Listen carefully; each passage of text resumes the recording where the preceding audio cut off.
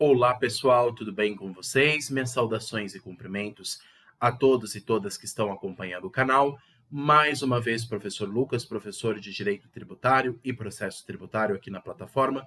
Sejam todos bem-vindos. Se você não é inscrito, peço que se inscreva no canal, curta o vídeo, compartilhe com seus colegas, ative o sininho, me ajude a fazer com que o canal cresça em número de inscritos e visualizações, para que assim seja mais conhecido e o conteúdo do direito tributário também seja distribuído a todos aqui na plataforma do YouTube de maneira gratuita e democrática, para que todos tenham acesso ao conteúdo em preparação para a primeira fase do exame da OAB em direito tributário, neste 40º exame de ordem, que terá sua primeira fase agora em março, mês que vem. Tá? Pessoal, então vamos continuar a nossa jornada de estudos. Hoje nós vamos estudar um outro tema, uma outra temática que também está no edital previsto do 40º exame, um outro tema que também é relevante e que sempre tem uma questãozinha também ou outra que cai nos exames sobre esta temática, tudo bem? Eu vou deixar a minha imagem aqui no lado, pessoal, e vou ampliar os slides aqui. Então, perfeito. Vamos lá. Começar o nosso estudo de hoje. Hoje o tema que nós vamos estudar será sobre responsabilidade tributária.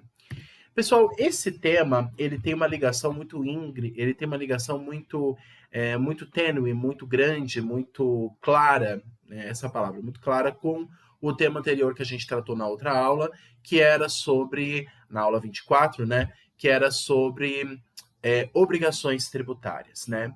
Diante da formação de um tributo, diante da obrigação de pagar um tributo, ou de prestar informações ao fisco, alguém vai ser responsabilizado por esta obrigação. Quem que tem a responsabilidade por arcar com as obrigações tributárias? A gente fala muito o termo contribuinte. Mas quem que é o contribuinte? Será que necessariamente é aquele que pratica o fato gerador? Será que não pode ser alguém no lugar dele? Como eu falei para vocês, né? Que no âmbito do direito tributário, até uma criança pode ser sujeito, contribuinte, a ter que pagar tributo. Mas alguém vai responder em nome dela, como se essa pessoa fosse de fato o contribuinte. O seu pai, a sua mãe vai responder pela criança. Então, quando, por exemplo, você até citei o exemplo na aula passada, o pai ou a mãe vai declarar no imposto de renda as despesas do filho, quanto que ele ganhou de mesada ano passado e assim por diante. O que os pais estão fazendo nesse caso? Eles estão exercendo uma responsabilidade tributária em nome da criança. A criança em si é o contribuinte de fato. Ela praticou o fato gerador passível de tributação. Entretanto, a lei prevê que em alguns casos, como nesse, em que a pessoa vai responder, né, o pai, ou a mãe, ou o tutor, aquele que é responsável civilmente, vai responder por essa criança como se de fato fosse o contribuinte daquela obrigação tributária. Então, o pai ou a mãe vai declarar o imposto, vai pagar o imposto em nome próprio e do seu filho. Então, acaba havendo uma responsabilidade, uma transferência de responsabilidade no caso. Mas existem outros exemplos de responsabilidade. Esse é o exemplo mais claro, mais fácil, perceptível, porque envolve exemplo de família, né? O pai ou a mãe que responde pelo filho, pelos gastos que ele teve no ano, enfim, para fazer a declaração de imposto de renda, por exemplo. Esse é um caso clássico e muito fácil. Mas existem casos que envolvem questão de empresas, fusão de empresas, quando envolve fenômenos diferentes da vida do direito civil, há também a transferência de responsabilidade no âmbito tributário. Quando houver uma celebração de um contrato de compra e venda de um imóvel, quem que vai ter responsabilidade? Aquele que comprou ou aquele que adquiriu o imóvel? Tudo isso nós vamos tratar hoje no tema responsabilidade tributária. Vamos lá. Perfeito. Quais são as considerações iniciais que nós podemos fazer sobre esse tema? A primeira delas, aqui em laranja, aqui em cima, ela diz o seguinte: há a possibilidade do sujeito passivo não ser necessariamente o contribuinte. Ou seja, quem pratica o fato gerador, mas poderá ser também o responsável. O que isso significa? O que eu acabei de dizer.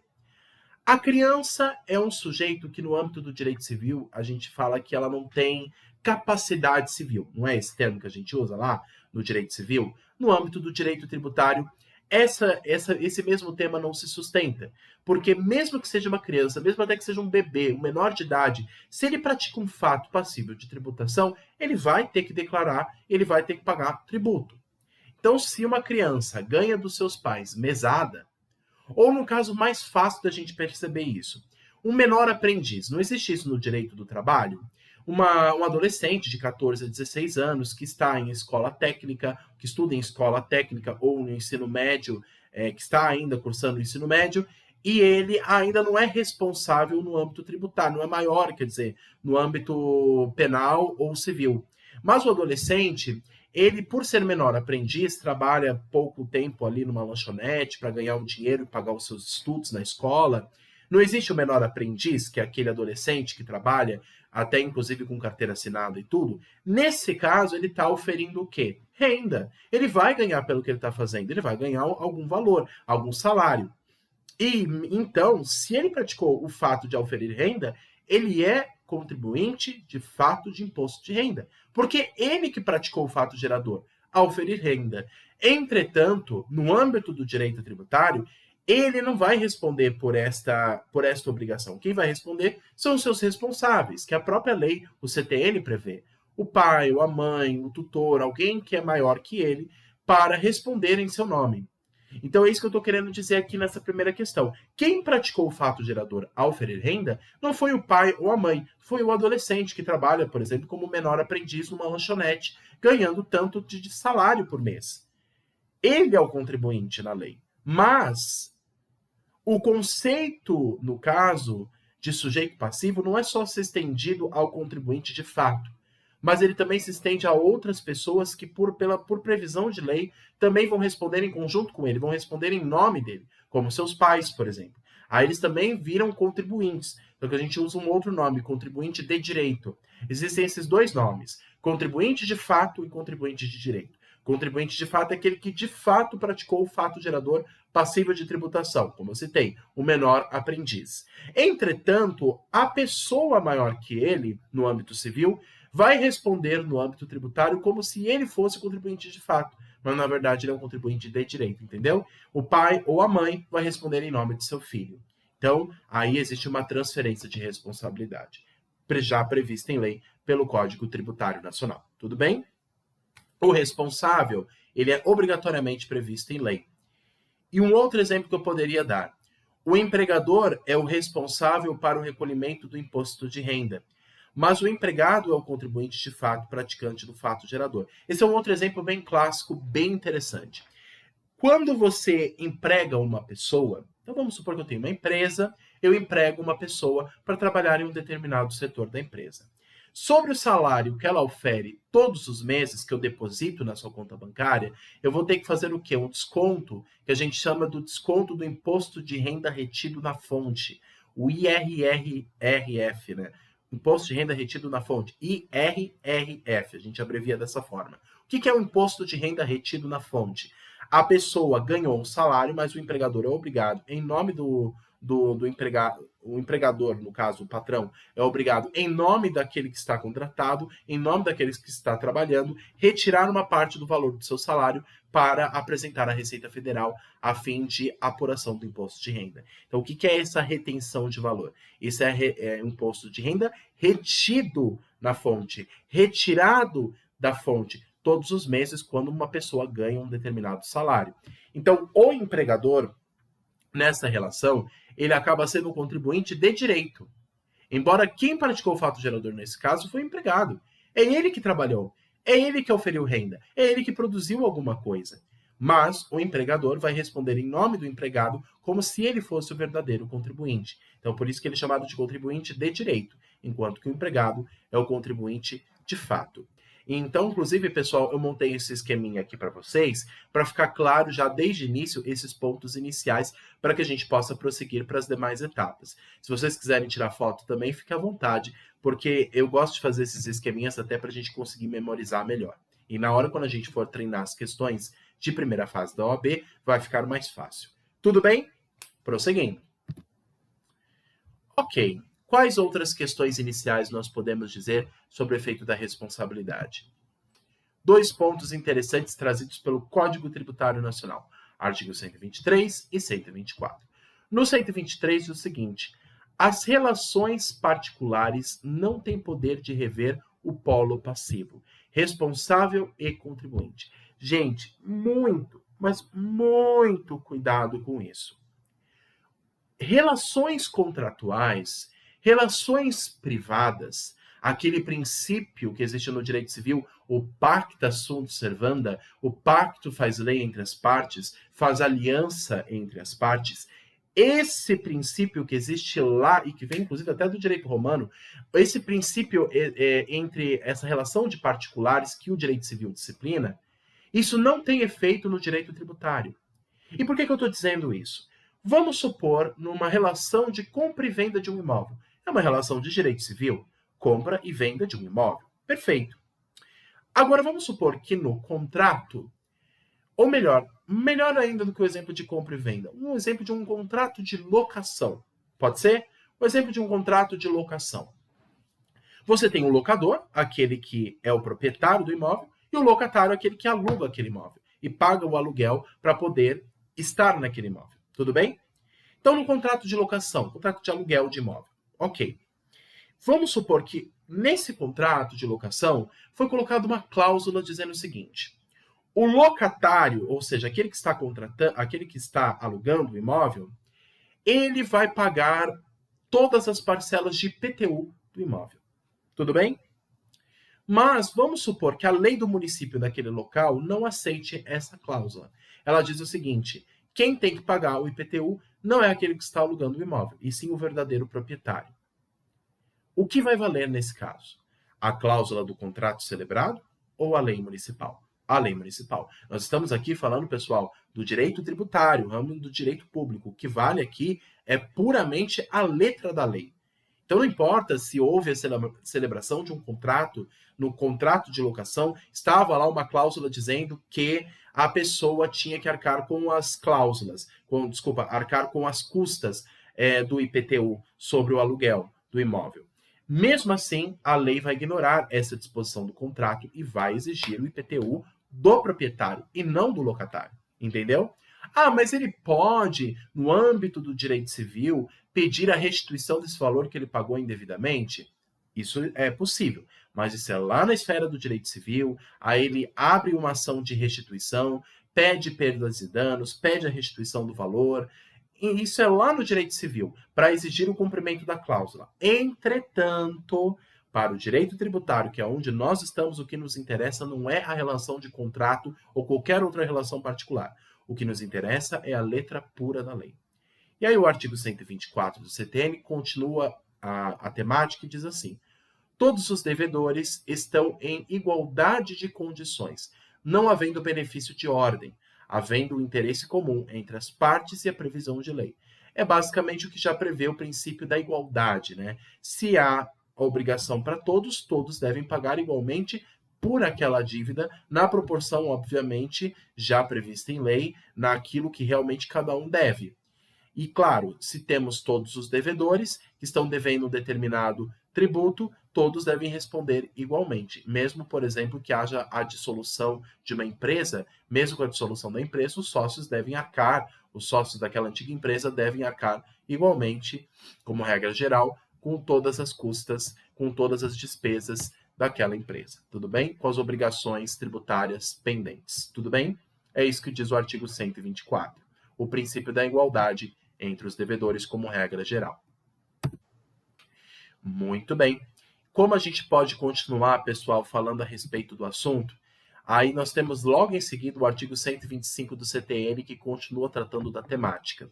Ele fala assim: salvo disposição de lei em contrário, acho que a minha imagem está tapando um pouco o texto da lei, eu vou só diminuir um pouco a minha imagem e eu leio para vocês. Vamos lá. Salvo disposição de lei em contrário, são os seguintes efeitos da solidariedade. Primeiro, o pagamento efetuado por um dos obrigados aproveita aos demais. 2. A isenção ou remissão de crédito exonera todos os obrigados, salvo se outorgada pessoalmente a um deles, subsistindo, nesse caso, a solidariedade quanto aos demais pelo saldo. Inciso 3º, a interrupção da prescrição em favor ou contra um dos obrigados favorece ou prejudica aos demais. Pessoal, eu indico sempre ler esse artigo 125, porque ele traz o Instituto da Solidariedade no âmbito da responsabilidade tributária. E isso é muito fácil perceber quando a gente envolve, por exemplo, empresas que estão em estado de falência, empresas que estão quebrando, que estão falindo. Todos os sócios daquela empresa devem responder igualmente no âmbito tributário por aquela dívida. Existe uma solidariedade na responsabilidade tributária. E o que um ganhar como benefício, todos os demais irão se aproveitar. Vamos até, inclusive, supor que um se beneficie pelo benefício de alguma determinada isenção. Como diz o inciso 2 aqui, o benefício da isenção para não pagar a obrigação principal do tributo. Até o inciso 2 diz assim: a isenção ou remissão de crédito exonera todos os obrigados como regra geral. Se um sócio de uma empresa, vamos supor que tenham 3 sócios de uma empresa que está em falência, um deles ficou isento de pagar o tributo, os outros demais vão também ficar. Então, um acaba se estendendo para o outro, salvo se outorgado pessoalmente a um deles, subsistindo, nesse caso, a solidariedade quanto aos demais pelo saldo. O que isso significa? Existem determinados casos, pessoal, e eu vou até ampliar a imagem para falar, porque é nesse inciso 2 do artigo 125 que eu já vi uma questão de primeira fase da OAB falando a respeito da solidariedade no âmbito da responsabilidade tributária. Ele falava sobre a isenção. E nós vamos estudar mais a fundo sobre a isenção, mas o que é uma isenção? É a concessão de um benefício para não pagar um determinado tributo. Só que, em regra geral, se temos 3 sócios de uma empresa que está em falência, se um ficar isento de pagar o tributo, em regra geral, essa isenção se aplica aos demais. Salvo, como diz muito bem aqui o artigo 125, salvo se outorgada pessoalmente a um deles. Então, pode acontecer, pessoal, que a empresa, que o contribuinte devedor, o sócio devedor, somente ele seja beneficiado. A lei diz que somente ele vai ser beneficiado, os demais não. E aí, nesse caso, ele só fica com a sua parte quitada e os demais vão responder pelo montante que sobrou. Tudo bem? É isso que diz o artigo 125 e é uma pegadinha porque traz uma exceção e já caiu uma prova na primeira fase da OAB perguntando sobre esse tema. Tudo bem? Então, fiquem atentos a isso e recomendo vocês lerem novamente o artigo 125 do CTN, esses 3 incisos trazendo as hipóteses da solidariedade na responsabilidade tributária. Tudo bem? Muito bem. Outros pontos a serem considerados é o seguinte, pessoal. Como nós falamos, o Instituto da Isenção, esse benefício que é concedido. A isenção é concedida por lei, dando a dispensa do pagamento. Já a remissão, que é diferente de isenção, porque o inciso 2 do artigo 155, melhor, 156, como a gente estava vendo, 125, por isso que eu quis voltar aqui, o artigo 125, inciso 2, ele fala de 2 nomes, isenção, mas ele também fala sobre remissão. Qual que é a diferença de isenção e remissão? A isenção, pessoal, é um benefício concedido por lei, dando a dispensa ao pagamento. Já a remissão é um perdão da dívida por ato administrativo. Então, cuidado. A remissão, inclusive, pessoal, não gera nem direito adquirido. Remissão, até o nome já diz, né? Remissão é um perdão da dívida. É como a gente fala, até inclusive, fazendo uma analogia para ficar mais fácil. A gente usa um termo na religião, né? Por exemplo, no catolicismo, a gente usa o termo remissão dos pecados. O que isso significa? Perdão do pecado, da dívida. No direito tributário é a mesma coisa. A remissão é um perdão da dívida tributária, só que ela se dá por ato administrativo. E isenção, na verdade, não é que é um perdão da dívida. A isenção, ela afasta a obrigação de pagar o tributo e dispensa o pagamento por meio de lei. Então, isenção é concedida por lei e remissão por ato administrativo. Tudo bem? A interrupção da prescrição em favor ou contra um dos obrigados favorece ou prejudica os demais. Também a gente vai ver a respeito do Instituto da Prescrição, que é uma das hipóteses previstas pelo Código Tributário Nacional, que é uma hipótese de interromper o prazo de cobrança do tributo. Ou melhor, né, não somente interromper, mas acabar com a cobrança daquele tributo. Por isso que a prescrição. Prescrição é a falta, o fim do prazo para se cobrar um tributo já instituído, depois do lançamento. Nós vamos estudar mais sobre isso. Mas o que ele quis dizer com isso? A prescrição, pessoal, ela pode favorecer a um dos sócios devedores ou desfavorecer os demais. Então, existe também, se favorece a um, favorece aos outros. Agora, se desfavorece a um, desfavorece aos demais. E a prescrição é um prazo de 5 anos, como nós vamos ver mais à frente no CTN, que é, uma vez lançado o tributo, o fisco tem até 5 anos para cobrar o tributo. Se ele não cobra, o crédito é prescrito, e aí não tem mais como se cobrar uma dívida tributária, tudo bem? Essa que é a diferença de prescrição, com decadência, inclusive, que a gente vai ver mais à frente. Mas o que ele quis dizer aqui no Instituto da Responsabilidade esse benefício pode favorecer a um e aos demais ou não, dependendo do caso. E a interrupção começa tudo de novo, que é diferente de prescrição. Interrupção é quando começa tudo de novo desde o início. Não é suspensão de prazo. Conta onde parou. Então, pessoal, quando se fala da interrupção do prazo, ele, na verdade, o prazo de cobrança volta desde o início. Já a suspensão, não. A suspensão, ela para da onde literalmente parou e depois continua da onde ficou parado, né? O tempo de cobrança do tributo. Por que eu estou dizendo tudo isso, pessoal? Porque no Instituto da Responsabilidade Tributária existem algumas coisas que podem favorecer alguns sócios ou favorecer aos demais, se estender aos demais. Então, a isenção também pode favorecer a um e a outro, a não ser se a lei prevê que há uma exceção só para aquela pessoa. Então, como falei, nós temos os sócios A, B e C de uma empresa que está falida. Só o sócio A foi beneficiado pela isenção. Se a lei não preveu nada que restringisse a concessão de isenção, essa isenção para o sócio A se estende para os sócios B e C. Agora, se a lei previu que não pode se estender para outros, então a isenção só beneficia a cota que o A está devendo. E aí o B e o C depois arcam com o valor restante. É isso. Então, por que eu estou falando de prescrição, de decadência, de interrupção do prazo? Todas essas coisas, essas informações todas. Justamente para falar a respeito do Instituto da Responsabilidade e a quem beneficia ou não cada um desses institutos. Tudo bem? Muito bem, pessoal. Quais outras considerações também que nós podemos adicionar a essas que a gente já viu? Existe diferença entre responsável solidário e responsável subsidiário. Cuidado. A gente falou do Instituto da Responsabilidade Solidária, quando um responde em conjunto com os demais. Mas solidariedade é diferente da responsabilidade subsidiária. É uma diferente da outra. Por quê? A responsabilidade solidária, pessoal, todos os sócios respondem em igualdade de condição. Todos estão iguais.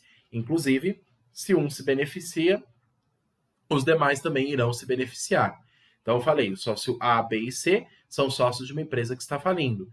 Se houver um benefício para um sócio A, ele se estende para os sócios B e C. Tudo bem? Agora, já a responsabilidade subsidiária não é assim. Na ausência do devedor principal, se é escolhido o subsidiário para pagar o valor devido. Então, vamos supor, numa outra relação empresarial, uma empresa que está falindo, nós tenhamos só 2 sócios, A e B. Ou melhor, 4 sócios, A, B, C e D. O sócio principal é o A, aquele que possui a maior parte das ações daquela empresa.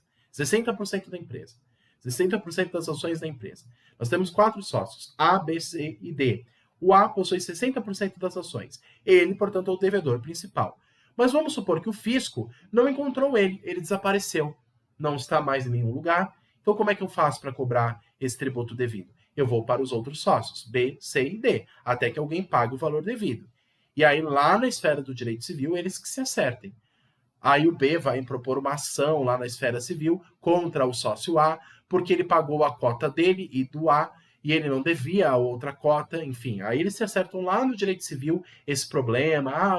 Eu paguei a sua parte porque o fisco estava cobrando, o Estado estava cobrando e você não pagou, então eu tive que pagar em seu nome. Por isso que é subsidiário. Se não achar o principal, vai no outro mais próximo. Vai no sócio mais próximo, sócio B, por exemplo. O sócio A não foi encontrado, vai no sócio B. Aí o sócio B se vê injustiçado, aí ele pode, lá na esfera do direito civil, pedir perdas e danos, restituição do valor pago indevido, mas isso é lá no direito civil. No direito do trabalho, no direito tributário, que nos interessa é a lei. Então, nós temos essa possibilidade da responsabilidade subsidiária, que é diferente da solidária.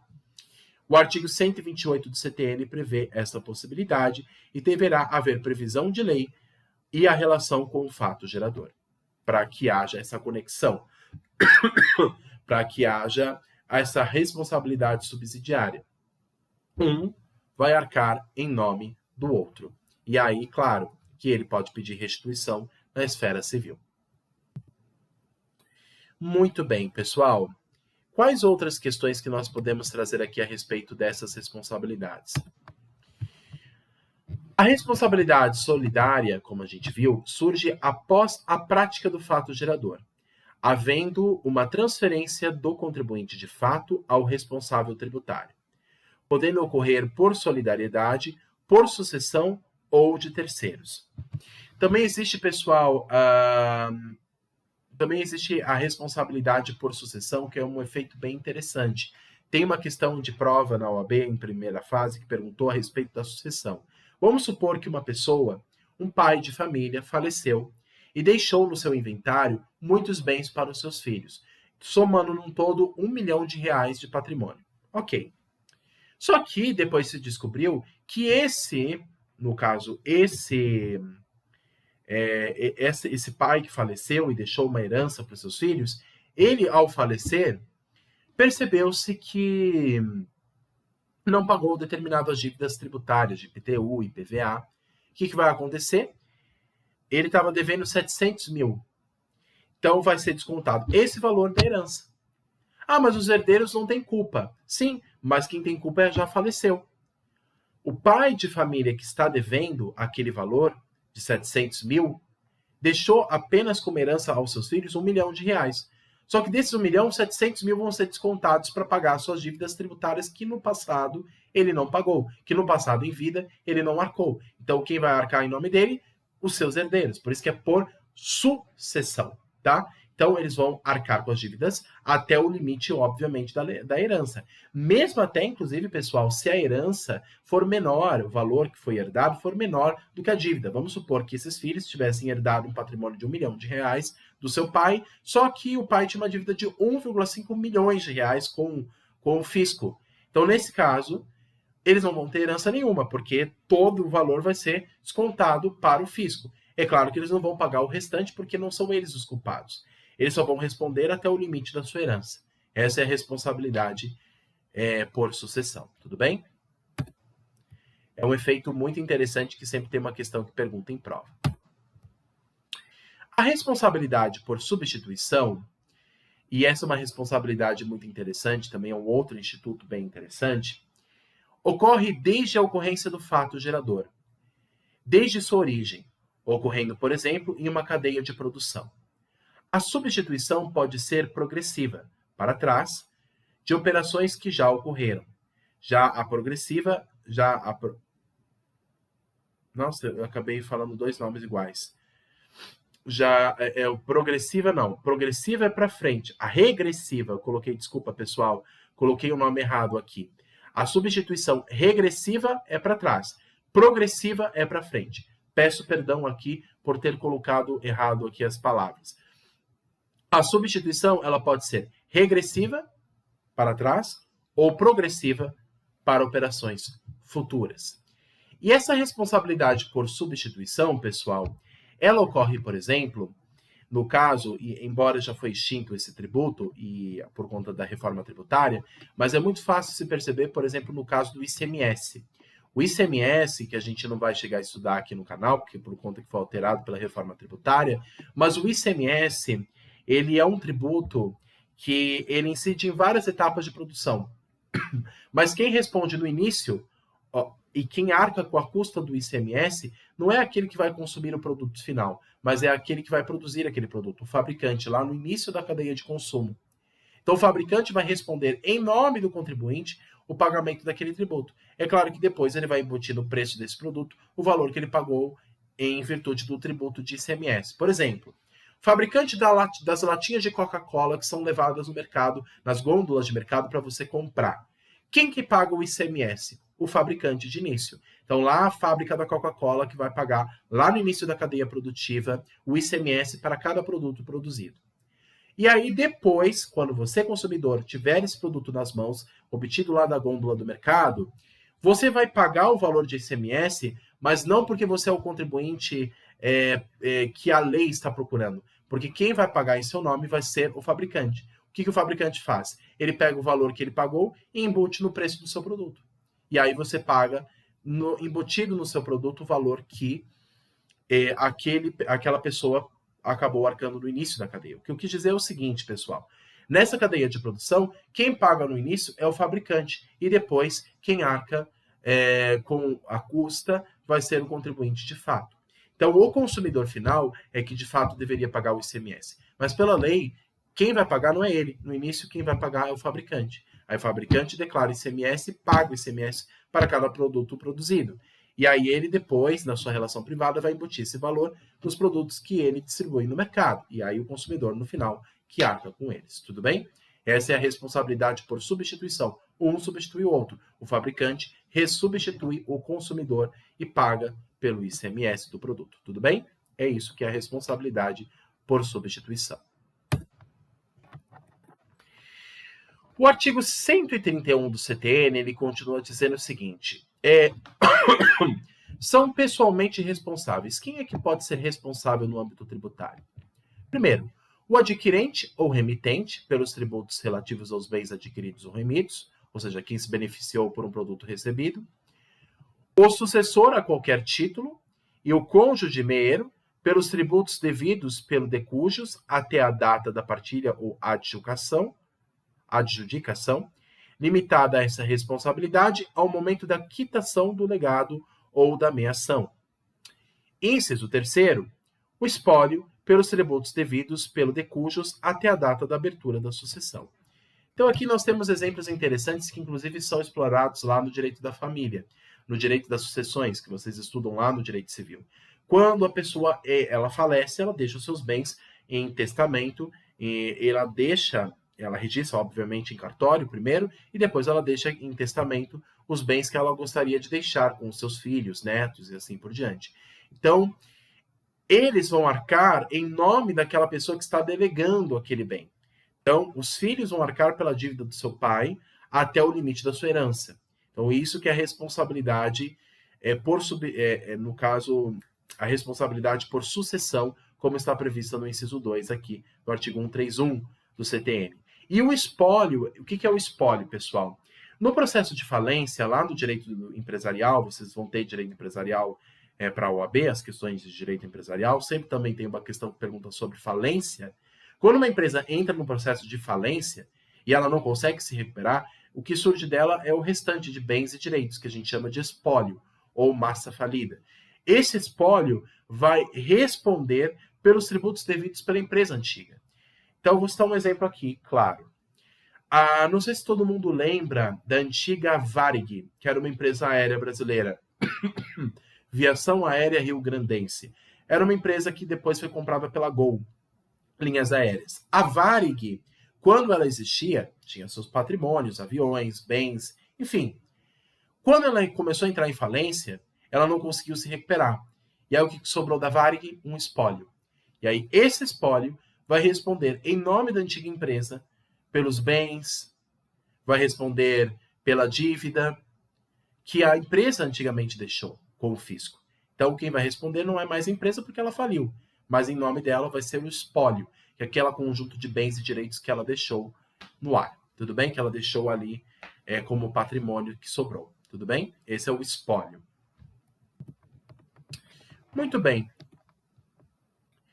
A reorganização societária, também é um instituto bem interessante, que o direito empresarial trata mais, mas é tratado de maneira geral no artigo 132 do CTN. A pessoa jurídica, ou seja, a empresa nova que surge após fusão, incorporação e transformação, será responsável pelos tributos devidos até a data do ato. Então, existem casos, pessoal, de empresas, aí já envolve o âmbito das pessoas jurídicas, de empresas que compram outras ou que haja fusão entre elas. Nesse caso, essa nova empresa que surge vai arcar com as dívidas da antiga até a data do ato da fusão, até a data do ato da incorporação de uma empresa a outra. Então, eu citei o exemplo da Varig, né, que foi comprada pela Gol Linhas Aéreas. A Gol, quando comprou a Varig, ela vai responder pelas dívidas antigas da Varig até a data da aquisição do ato, né? Até aquele momento em que se consolidou a incorporação de uma empresa a outra. Então, nesse caso, ela vai responder até essa data, depois não. Então, existe um limite para essa responsabilidade, um limite temporal para a responsabilidade tributária. Também há a cisão de empresas, que surgiu com a lei das SAs, a lei das sociedades anônimas, com base na lei 6.404 de 76.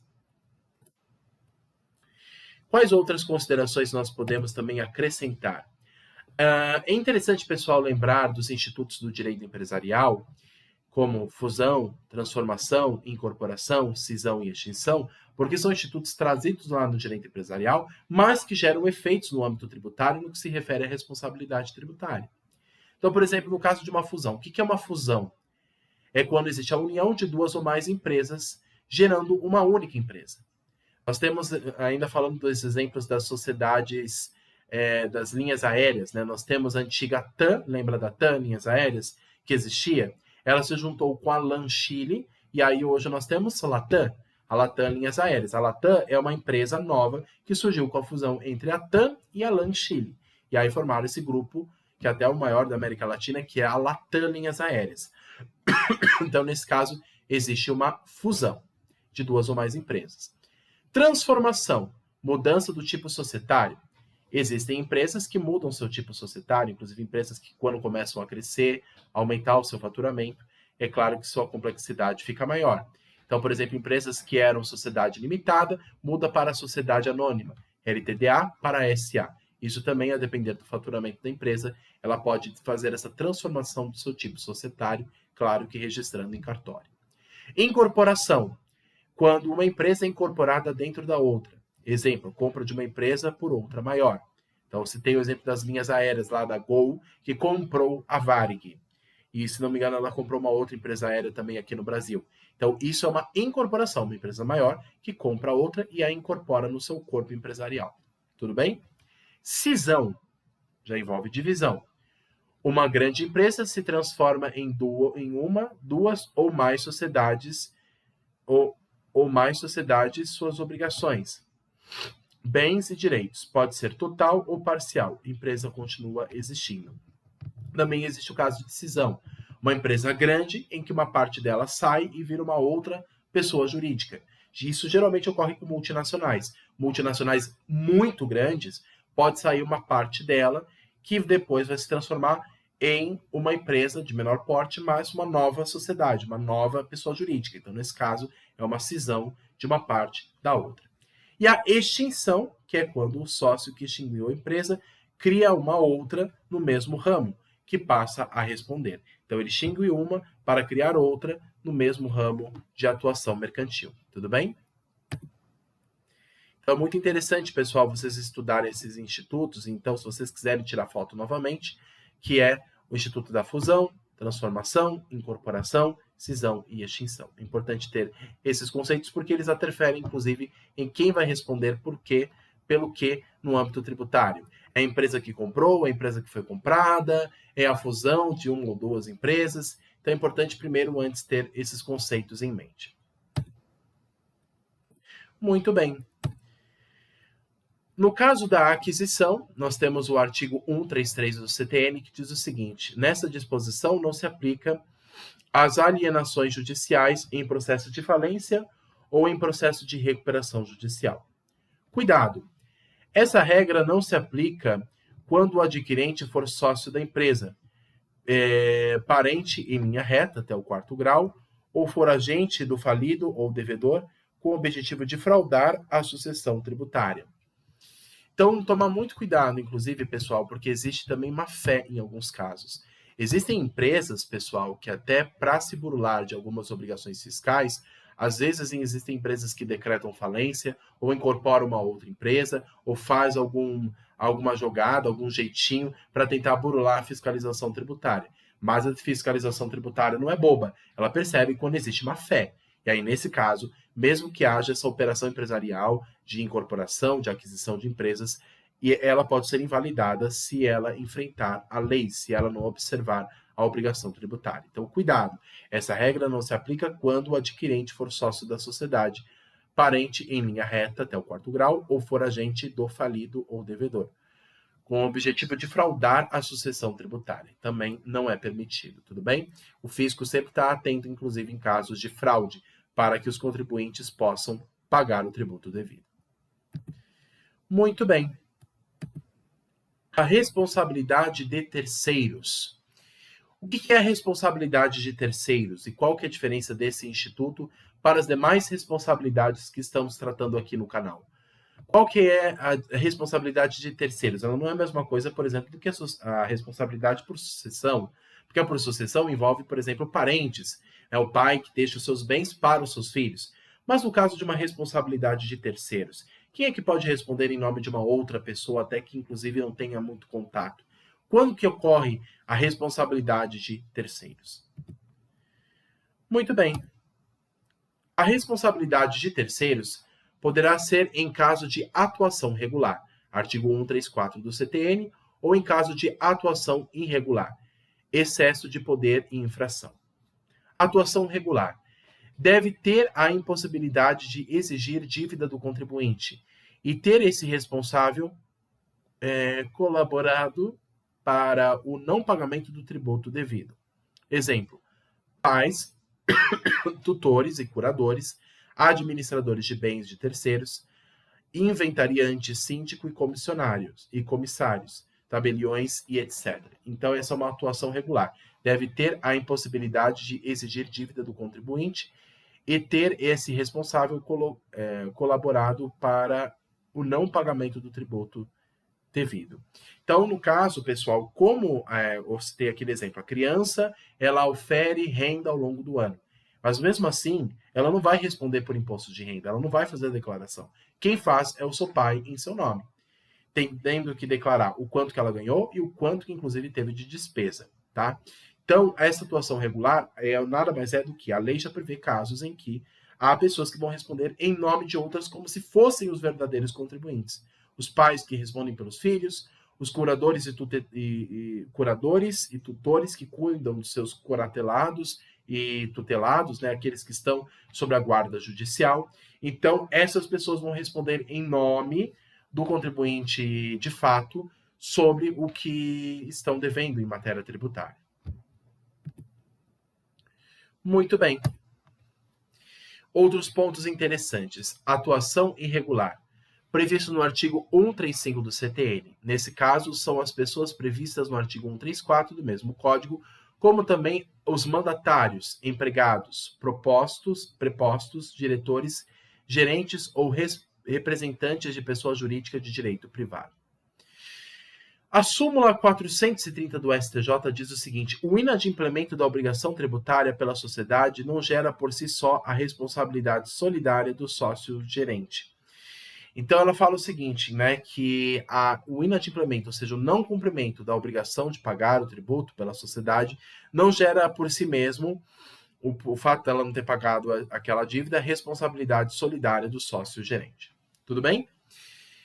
E vale a pena, pessoal, vocês lerem novamente esse trecho aqui que eu citei no ícone em azul, que diz assim: nesse caso, né, no caso da atuação irregular, são as pessoas previstas no artigo 134 do mesmo Código, como também os mandatários, empregados, prepostos, diretores, gerentes ou representantes de pessoa jurídica de direito privado. Tudo bem? Ok. No caso da responsabilidade por infração, que é um instituto bem interessante, ela é objetiva, não precisando comprovar o dolo ou a culpa conforme o artigo 136 do CTN. Além disso, a responsabilidade é pessoal do agente, artigo 137 do CTN, salvo quando praticado no exercício regular da administração, mandato, fusão, cargo ou no cumprimento de ordem expressiva emitida por quem de direito. Tudo bem? Então, no caso da responsabilidade por infração, novamente repetindo esse instituto, pessoal, é no caso da infração em âmbito tributário, que nós não estamos falando em âmbito penal. Então, o que gera, por exemplo, o pagamento de multa, que é uma penalidade pecuniária compulsória. ela é objetiva, não precisando comprovar o dolo ou a culpa. Além disso, a responsabilidade é pessoal do agente, aí não pode se transferir. Então, se você pensar, por exemplo, em sócios A, B e C, se o sócio A está respondendo por uma infração tributária, ele não vai estender essa pena para os demais. É ele que vai ter que responder sozinho. Aí não existe solidariedade nesse caso, salvo quando praticado no exercício regular da administração, mandato, fusão, cargo ou no cumprimento de ordem expressa emitida por quem de direito. Tudo bem? Salvo se houver colaboração entre esses sócios. Então, se o sócio A foi colaborado por B e C para fraudar a administração fiscal, ambos vão responder, todos eles vão responder por infração fiscal. Agora, se só o sócio A está envolvido com problemas, com problema de corrupção, com problemas da empresa, ele que vai responder no âmbito tributário pela infração cometida.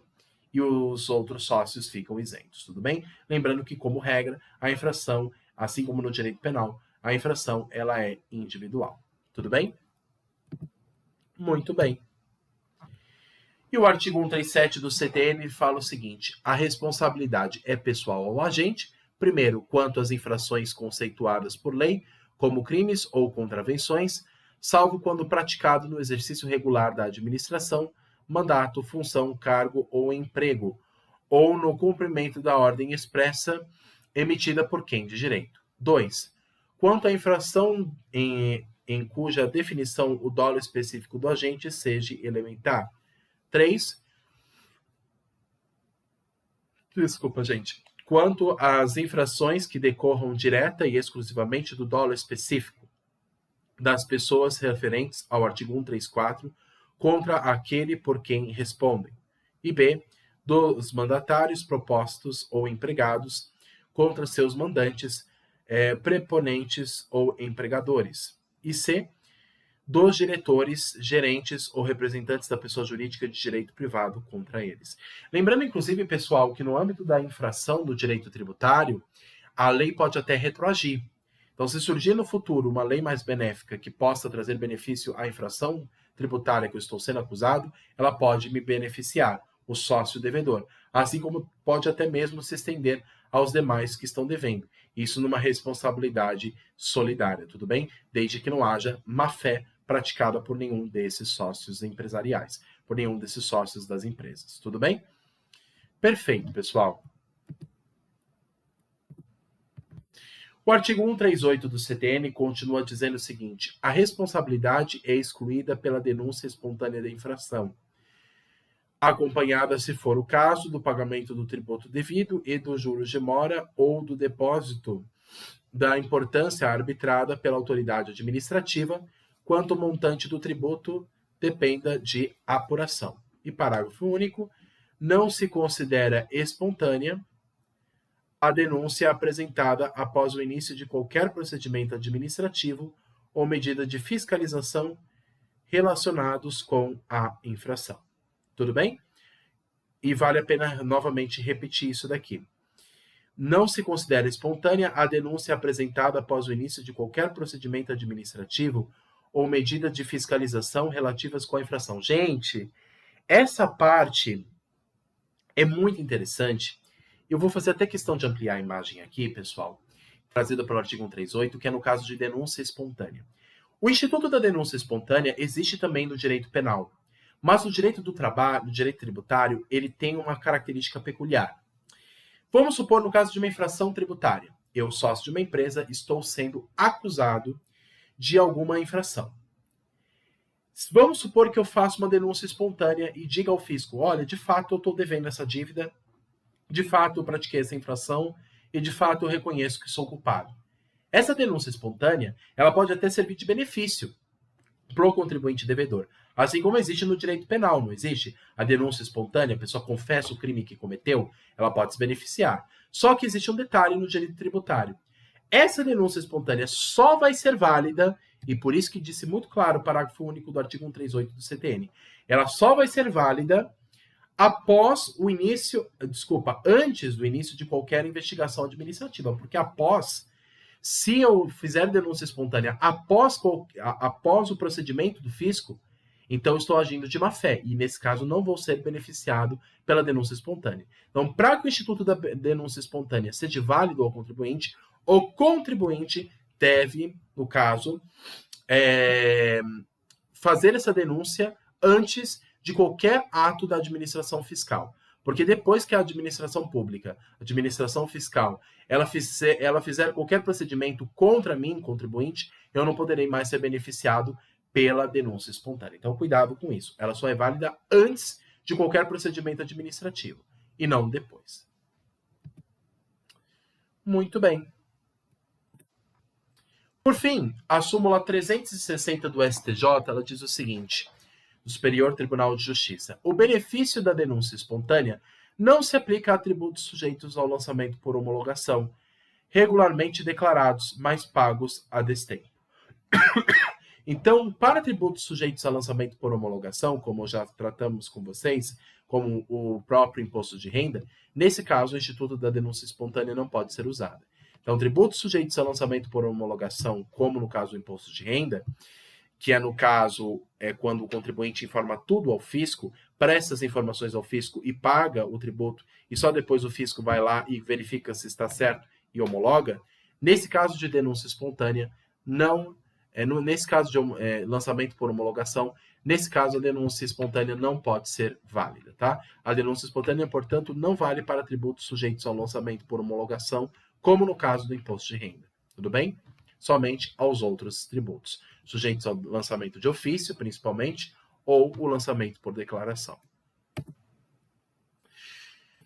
Muito bem, pessoal, a aula hoje foi curta, espero que tenha ajudado vocês. Se tiveram dúvidas, deixem aqui nos comentários. Se quiserem o material de hoje da aula, do PowerPoint, posso passar para vocês por e-mail.